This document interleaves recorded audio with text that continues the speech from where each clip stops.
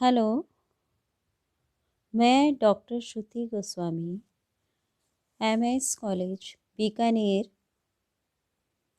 Music vocal department. आज का जो ये क्लास है वो बीए पार्ट फर्स्ट ईयर के बच्चों के लिए है। हमने इससे पहले वाले जो सेशन था उसमें उनको ये बताया था कि उनके 2 थ्योरी पेपर हैं, जिसमें से उनका मैं सेकंड पेपर में से थर्ड यूनिट उनसे हम डिस्कस कर रहे थे। थर्ड यूनिट पर हम उनको बताने जा रहे थे, जिसमें से एक टॉपिक था हिंदुस्तानी संगीत पद्धति के 40 सिद्धांत।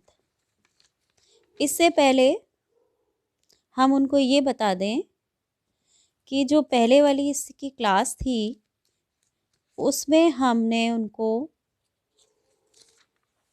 इन 40 सिद्धांतों में से हमने उनको 20 सिद्धांत आप लोगों को बता दिए हैं। आशा है आपने ये पढ़ा होगा, देखा होगा। अब हम आज आपको उसके आगे के जो पॉइंट्स हैं हम यहाँ आपको बताने जा रहे हैं। 21वां जो है तीव्र मध्यम के साथ कोमल निषाद बहुत कम रागों में आता है। 22वां दोनों मध्यम लगने वाले रागों में कुछ कुछ एक रूपता पाई जाती है। इनकी भिन्नता प्रायः आरोह में ही दिखाई देती है। ऐसे राग का अंतरा बहुत कुछ मिलता जुलता होता है। 23वां रात्रि के प्रथम प्रहर में जो दोनों मध्यम वाले राग गाए बजाए जाते हैं उनका एक साधारण सा नियम है कि शुद्ध मध्यम तो आरोह अवरोह दोनों में लगता है, किंतु तीव्र मध्यम केवल आरोह में ही दिखाई देता है तथा शुद्ध मध्यम की अपेक्षा ठाट के उपयोग दोनों मध्यम वाले रागों में कम पाया जाता है। 24 रात्रि के प्रथम प्रहर वाले रागों में एक नियम यह भी दिखाई देता है कि उनके आरोह में निषाद वक्र और अवरोह में गंधार वक्र रूप से लगता है। ऐसे रागों के अवरोह में प्रायः निषाद दुर्बल दिखाई देता है। 25 हिंदुस्तानी संगीत पद्धति में ताल की अपेक्षा राग को अधिक महत्व दिया जाता है। इसके विरुद्ध कर्नाटक संगीत पद्धति में राग की अपेक्षा ताल का अधिक महत्व माना गया है। 26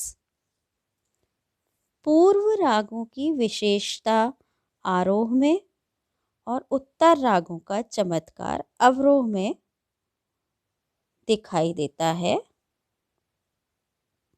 27 प्रायः प्रत्येक ठाट से पूर्व राग तथा उत्तर राग उत्पन्न हो सकते हैं। 28 गंभीर प्रकृति के रागों में षड्ज, मध्यम या पंचम का विशेष महत्व है तथा मंद्र सप्तक में उनका अधिक महत्व माना गया है, किंतु क्षुद्र प्रकृति के रागों में यह बात नहीं पाई जाती। 29 संधि प्रकाश रागों में के द्वारा करुण व शांत रस, रे ग ध तीव्र वाले रागों से श्रृंगार व हास्य रस और कोमल ग और नी इन स्वरों वाले रागों द्वारा वीर, रौद्र व भयानक रसों का परिपोषण होता है। 30 एक ठाट के रागों से दूसरे ठाटों के रागों में प्रवेश करते समय परमेल प्रवेशक राग गाए बजाए जाते हैं। 31 संधि प्रकाश राग सूर्योदय और सूर्यास्त के समय गाए और बजाए जाते हैं और इनके बाद तीव्र रे ग ध वाले राग गाए बजाए जाते हैं या कोमल ग और नी वाले राग गाए बजाए जाते हैं।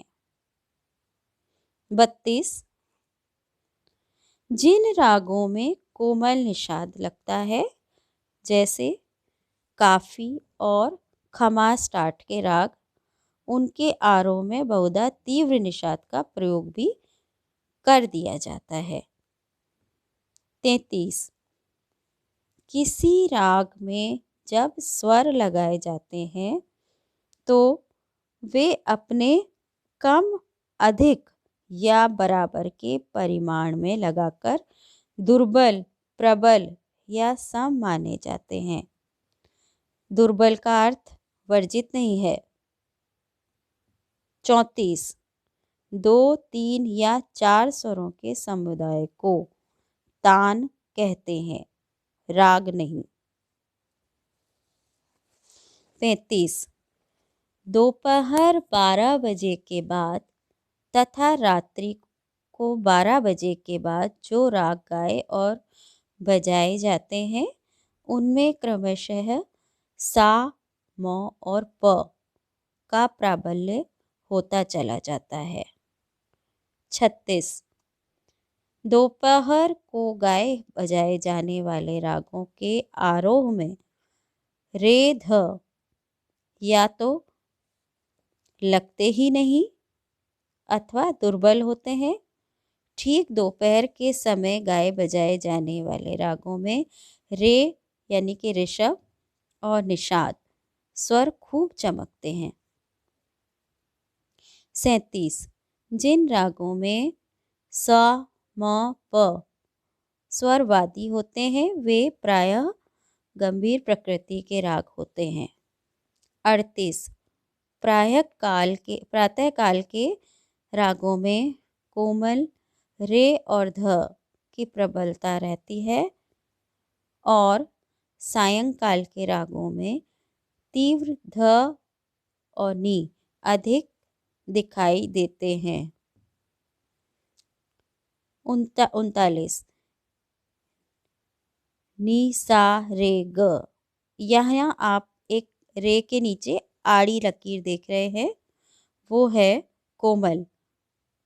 यह स्वर समुदाय शीघ्रता पूर्वक संधि प्रकाशत्व सूचित करता है। निषाद के नीचे आपने जो डॉट देखा है वो मंद्र सप्तक का है। सप्तक आप पढ़ रहे होंगे जिसमें कि सप्तक 3 प्रकार मध्य, मंद्र और तार, ये सप्तक में से इसमें जो निषाद है वो मंद्र सप्तक का जो बताया गया है। 40 पूर्व रागों का स्वरूप आरोह में तथा उत्तर रागों का स्वरूप अवरोह में विशेष रूप से खुलकर दिखाई देता है। तो इस तरह से आपके यहाँ पर 40 जो सिद्धांत हिंदुस्तानी संगीत पद्धति में आपको बताए गए वो हमने यहाँ आपको आज डिस्कस करें। आशा है आपको ये समझ आए होंगे। थैंक्स।